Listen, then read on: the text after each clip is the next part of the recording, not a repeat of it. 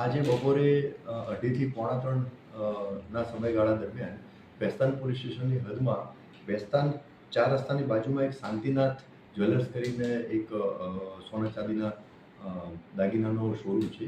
ત્યાં લૂંટનો બનાવ બનેલો હતો. લૂંટના બનાવની હકીકત એવી છે કે આ જે શાંતિનાથ જ્વેલર્સના માલિક શાંતિલાલ લાલચંદભાઈ શાહ અને એમાં જ્વેલર્સની દુકાનમાં કામ કરતા કારીગર બંસીલાલ ગુર્જર એ દુકાનમાં હાજર હતા.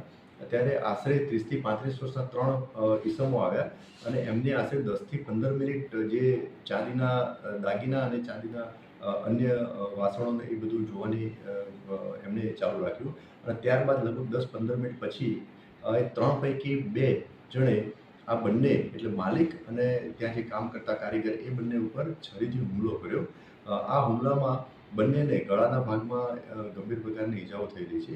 એટલે આ બંને જે ભોગ બનનાર જે છે માલિક અને કારીગર એ બંનેને તાત્કાલિક એપોલો હોસ્પિટલમાં સારવાર અર્થે શિફ્ટ કરેલા છે. ત્યાં બંનેની સારવાર ચાલુ છે. જેમાંથી બંસીલાલ ગુર્જર જે છે એમને ગંભીર પ્રકારની ઈજાઓ થયેલી છે અને એમની સર્જરી ચાલુ છે અને શાંતિલાલ લાલચંદભાઈ શાહ એમને પણ સ્ટીચીસને આવેલા છે અને એમની પણ સારવાર ચાલુ છે. શાંતિલાલ શાહ એમની ફરિયાદ લેવાની અત્યારે કાર્યવાહી ચાલુ છે.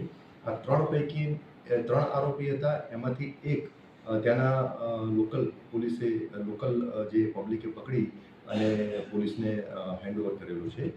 તો એ એક આરોપીને લઈ અને અન્ય ગુનામાં સંડોવાયેલા 2 આરોપીને શોધખોળ કરવા માટે એક ટીમ રવાના થયેલી છે અને હાલમાં ફરિયાદ લેવાની કાર્યવાહી ચાલુ છે.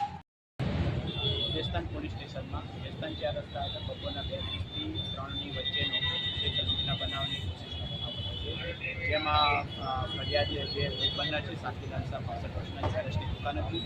ત્યાં જોવા માટે ખરીદવા માટે આવીને 3 જણાએ ચાકુથી હુમલો કરી લૂંટ કરવાની કોશિશ કરી છે. કોઈ પણ જે વસ્તુની લૂંટ થયેલી નથી અને તુરંત